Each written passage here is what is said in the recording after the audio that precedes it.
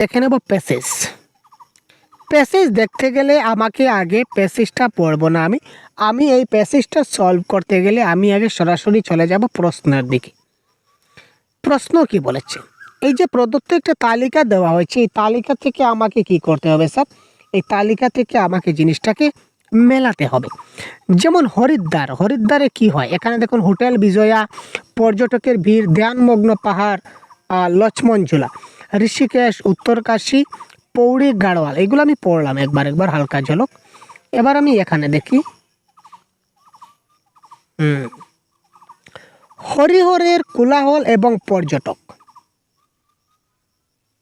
আরো কোথাও আছে কিনা না একটু দেখে নেব। হরিদ্বারে কি হয়, কোলাহল হয় এবং পর্যটকের ভিড় হয়, ঋজুদের সকলে পছন্দটা পাহাড়ি নিঃসর্গ। ঠিক আছে, এইগুলো আমি দেখে নিলাম। একটা দিয়ে আশা করি আমার আনসার হয়ে যাবে। হরিদ্বারে কোলাহল এবং পর্যটক আমরা পেলাম। হরিদ্বারে পর্যটকের ভিড়, তার মানে 1 এর 2 সমস্যা আছে স্যার, এখানেও 1 এর 2 আছে, এখানেও 1 এর 2 আছে, আরও খুঁজতে হবে। ঋষিকেশ, উত্তরকাশী বা পৌড়ি, গাড়োয়াল, এখানটার মধ্যে খুঁজতে হবে। হোটেল বিজয়া একটা আছে, হোটেল বিজয়া, ধ্যানমগ্ন পাহাড়, এগুলো কোথায় আছে আমাকে একটু দেখতে হবে এবং একটু আমাকে খুঁজে নিতে হবে, না হলে কিন্তু আমার দ্বারা হবে না। যদি আমি না খুঁজি তাহলে কিন্তু আমি পারবো না। এখানে দেখি হরিদ্বারের কোলাহল, পর্যটকের ভিড়ের মধ্যে একদিনের বেশি থাকতে ইচ্ছা করে না, ঋজুদের সকলেই একটু নির্জনতা পছন্দ করে, আর পাহাড়ি নিঃসর্গটি ওদের বেশি টানে। সেই দিক থেকে চিন্তা করে ঋজুর বাবা মিস্টার চৌধুরী ঋষিকেশে এক সপ্তাহে কাটাবেন বলে ঠিক করেছেন। ঋষিকেশে হোটেলটি ছিমছাম, দেখুন ঋষিকেশে কিন্তু হোটেল আছে। পৌড়ি গাড়োয়ালের ধ্যানমগ্ন পাহাড়, পৌড়ি গাড়োয়ালে ধ্যানমগ্ন পাহাড় আমরা দেখতে পাই। তো পৌড়ি গাড়োয়ালে আমরা ধ্যানমগ্ন পাহাড় পেলাম। পৌড়ি গাড়োয়ালে ধ্যানমগ্ন পাহাড়, অর্থাৎ ডি এর 3। তো ডি এর 3 আমরা এখানে পাচ্ছি, ডি এর 3। আর হরিদ্বারে আমরা পেয়েছিলাম পর্যটকের ভিড়, তার মানে এর 2। তো এর 2 এবং ডি এর 3, option number 4 is the right answer. ঠিক আছে, ঋষিকেশে লক্ষ্মণঝুলা আছে, উত্তরকাশীতে আমাদের হোটেল বিজয় আছে। আপনারা দেখলে জিনিসটা বুঝে নেবেন। হ্যাঁ, এখানে লেখা আছে প্যাসেজে ক্লিয়ারলি। পত্রে উত্তরকাশী যাওয়ার প্রস্তাবে কে বা কারা খুশি প্রকাশ করল না? রিবু এবং তার মা দুজনেই, কেবল রিজু, এটা রিজু হবে, কেবল শ্রীমতী চৌধুরী, রিজু এবং রিবু, রিবু আরেকজন ছিল, রিজু আরেকজন, আচ্ছা ঠিক আছে স্যার, রিজু এবং রিবু দুজনই। 137 কি বলেছে?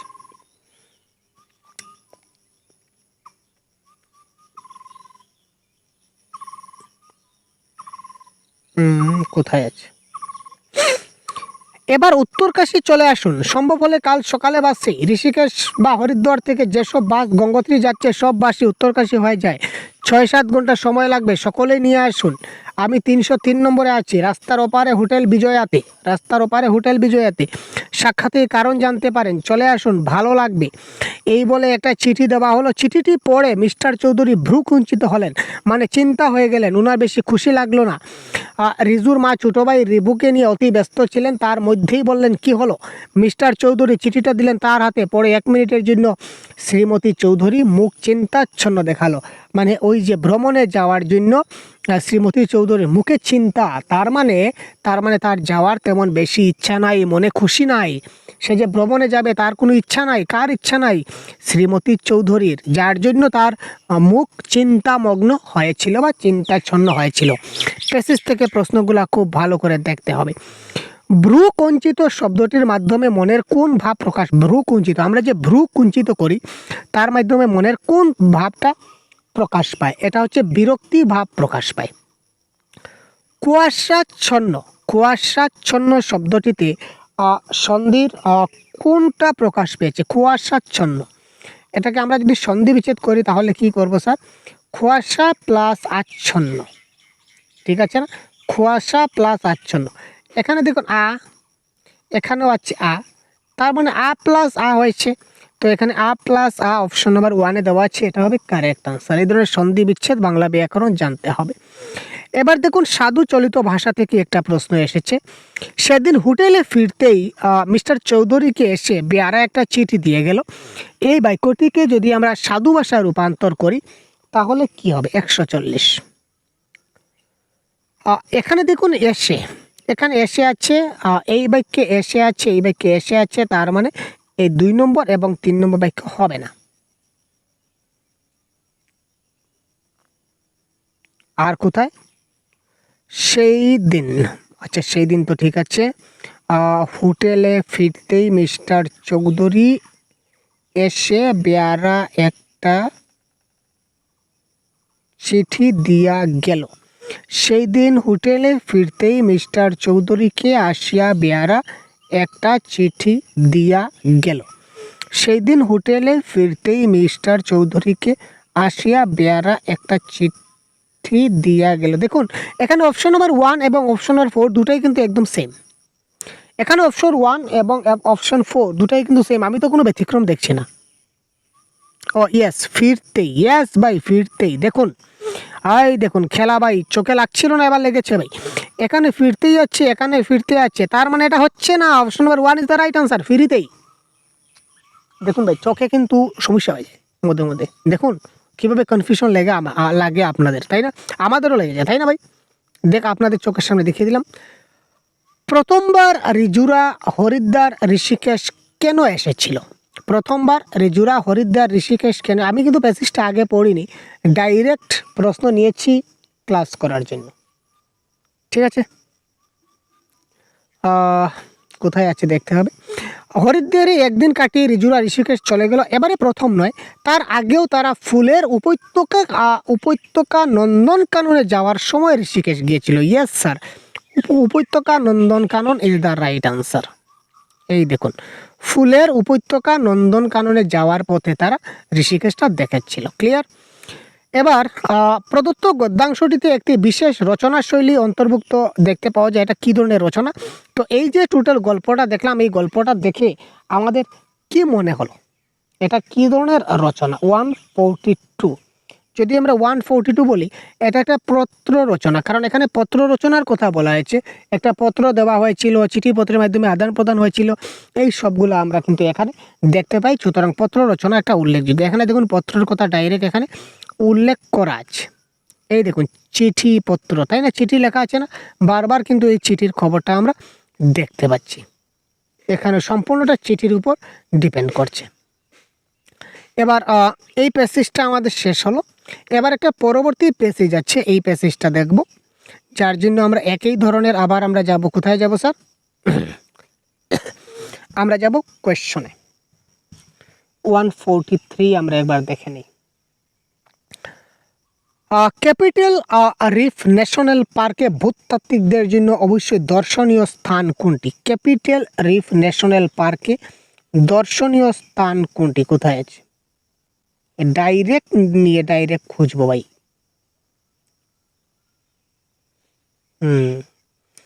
এই দেখুন, এছাড়া ভূত্বকের উৎসাহীদের জন্য ওয়াটার পকেট ফোল্ড একটি অবশ্য দর্শনীয় স্থান। Water pocket fold, water pocket fold কোথায় আছে? কোথায় আছে? এই দেখুন water pocket fold is the right answer. ঠিক আছে, বিবৃতি দুইটা আমাদের পড়তে হবে। 144 নম্বর কি বলেছে দেখি। মরুভূমির ঊষর রুক্ষ পরিবেশে পাথরের স্তম্ভের ফাঁকে ফাঁকে অস্তগামী সূর্যের রঙের খেলা লেখককে মুগ্ধ করেছিল, নাকি চারিদিকের ঘন জঙ্গল পাহাড়ের ঘেরা অঞ্চলটির সবুজ ঘন নয়ন অবিরাম দৃশ্য এবং অজস্র জন্তু জানোয়ার লেখককে মুগ্ধ করেছিল? এবার কোনটা হবে কারেক্ট আনসার?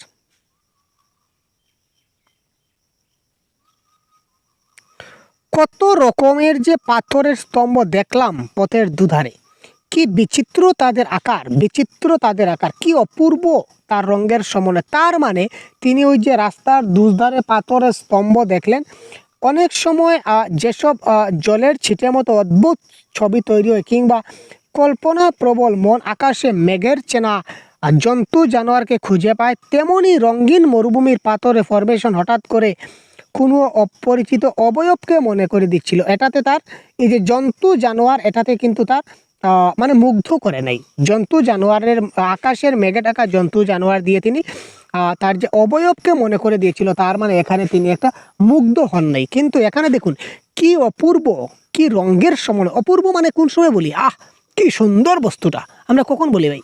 যখন আমরা খুব মুগ্ধ হয়ে যাই, যখন আমাদের খুব ভালো লাগে, তাই না? তো তিনি এই যে কত রকমের পাথরের স্তম্ভ দেখে রাস্তার দুধারে, তার মধ্যে কান দিকে দিয়ে সূর্য যাচ্ছে না কি যাচ্ছে পরে দেখব, তো এইটা দেখে তার অপূর্ব লাগছিল, মুগ্ধ হয়েছিল। কিন্তু এই জন্তু জানোয়ারকে দেখে কিন্তু তার মনে সেরকম মুগ্ধতা লাভ হয়নি। তো option number 1 is the right answer. রুক্ষ পরিবেশে পাথরের স্তম্ভের ফাঁকে ফাঁকে সূর্যের খেলা লেখককে, সূর্যের রঙের খেলা তাকে মুগ্ধ করেছিল। কিন্তু এই নয়নবিরাম দৃশ্য অজস্র জন্তু জানোয়ার লেখককে মুগ্ধ করেছিল না, লেখককে অবয়ব করেছিল। তো তার মানে এটা ভুল। তো এর সত্য বি মিথ্যা।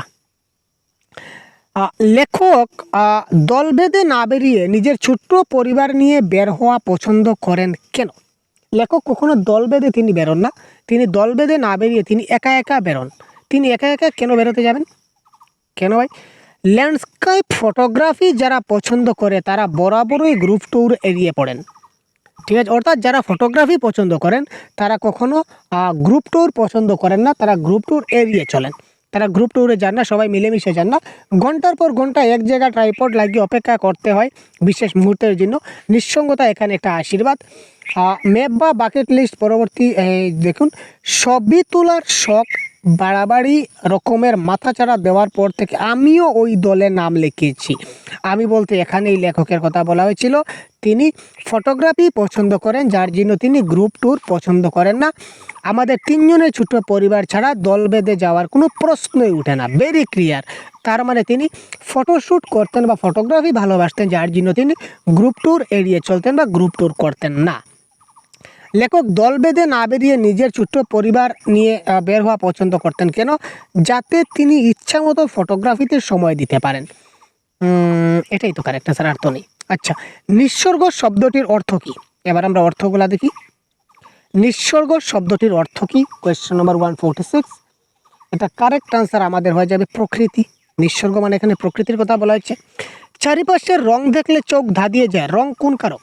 147। কনসেপ্টের ক্লাসে বারবার বলছি, কি দিয়ে প্রশ্ন করলে যে উত্তর পাওয়া যায় তার নাম কর্মকারক। চারপাশের কি দেখলে চোখ ধাঁধিয়ে যায়, চারপাশের কি দেখলে কারেক্ট আনসার কি আসবে? রং আসবে। তার মানে কি দিয়ে প্রশ্ন করলে আমরা যে উত্তর পাবো সেটা হচ্ছে কর্মকারক। তার মানে option number 4 is the right answer. কত রকমের যে পাথরের স্তম্ভ দেখলাম রাস্তার দুধারে, কি তাদের আকার, কি তাদের রঙের সমন্বয়, কি অপূর্ব রঙের সমন্বয়। এই বাক্যটি কি ধরনের? 148। এখানে দেখুন এই যে বাক্যের শেষে এই যে চিহ্নটা দেওয়া আছে, এই চিহ্নটার মানে কি? এই চিহ্নটার মানে হচ্ছে বিস্ময় সূচক চিহ্ন। আর যে বাক্যে বিস্ময় সূচক চিহ্ন থাকবে এই বাক্যটা হবে বিস্ময় সূচক বাক্য। প্রদত্ত গদ্যাংশটিতে আমরা কী ধরনের প্রাধান্য পেয়েছি? এতক্ষণ যে গল্পটা একটু পড়লাম হালকা হালকা কোয়েশ্চন করার ফাঁকে ফাঁকে, তো আপনারা কী বুঝলেন? এটা একটা রোমাঞ্চকর ঘটনা, এটা একটা অভিযান, এটা একটা ভ্রমণ কাহিনী, না এটা একটা রহস্য? 149। এটা হবে একটা ভ্রমণ ঘটনা, কারণ তিনি বিভিন্ন জায়গায় যেতেন, ফটোগ্রাফি করতেন দাঁড়িয়ে দাঁড়িয়ে, এই তো কথাই বলা হয়েছে তাই না? একা একা যেতেন, ছোটো পরিবার নিয়ে যেতেন, বিশেষ বড় কোনো গ্রুপ ট্যুরে যেতেন না, তার পরিবারের 2-3 জন নিয়ে তিনি যেতেন সবসময়। তো ভ্রমণ কাহিনী। লেখকের এই ভ্রমণের উদ্দেশ্য কী ছিল? প্রাকৃতিক সৌন্দর্য উপভোগ করা, নির্জন স্থানে সময় অবসর কাটানো, ফটোগ্রাফি করা, নাকি ট্রেকিং করা? 150। তো আলটিমেটলি আমরা এতক্ষণ কী দেখলাম ভাই? তার ফটোগ্রাফিতে খুব শখ ছিল যার জন্য তিনি ফটোগ্রাফি করতেই তিনি ভ্রমণে যেতেন, তাই না? এখানে দেখুন ফটোগ্রাফি, দেখুন ফটোগ্রাফি যারা পছন্দ করে তারা বরাবরই গ্রুপ ট্যুর এড়িয়ে যান, মানে তিনি ফটোগ্রাফির জন্যই তো তিনি এক জায়গায় আরেক জায়গায় তিনি যান, তাই না? ঠিক আছে, তো এই ছিল আমাদের আজকের ক্লাস। কেমন লাগলো অবশ্যই আপনারা জানাবেন। তো ঝাড়খণ্ড টেটের বাংলা ভাষার প্রত্যেকটা টপিকের আমরা এই ধরনের ক্লাস আমরা দিয়ে থাকবো, আপনারা পেয়ে যাবেন। প্রত্যেকটা টপিকের ক্লাস আপনারা এলাবোরেটলি পেয়ে যাবেন। আপনাদের সহজগুরু অ্যাপ আছে, দেখতে পাচ্ছেন। এই সহজগুরু অ্যাপের কোর্সে যদি আপনারা এনরোল হয়ে যান, বাংলা ভাষার এই ধরনের 100% সম্পূর্ণ কোর্স আপনাদের সিলেবাসের অন্তর্ভুক্ত যতটা টপিক আছে প্রত্যেকটা টপিকের ক্লাস আমরা এই অ্যাপে কন্ডাক্ট করছি। সঙ্গে আপনারা mock test, practice set, live class, recorded class, PDF notes আপনারা সবগুলো পেয়ে যাবেন। যদি আপনারা এই সম্পূর্ণ কোর্সটা যদি আপনারা চান তাহলে অবশ্যই ভিডিও ডেসক্রিপশনে দেওয়া আমাদের লিঙ্কে ক্লিক করে আমাদের অ্যাপে খুব তাড়াতাড়ি জয়েন হয়ে যান এবং বিস্তারিত জানতে আপনারা অবশ্যই কমেন্ট সেকশনে যোগাযোগ করুন।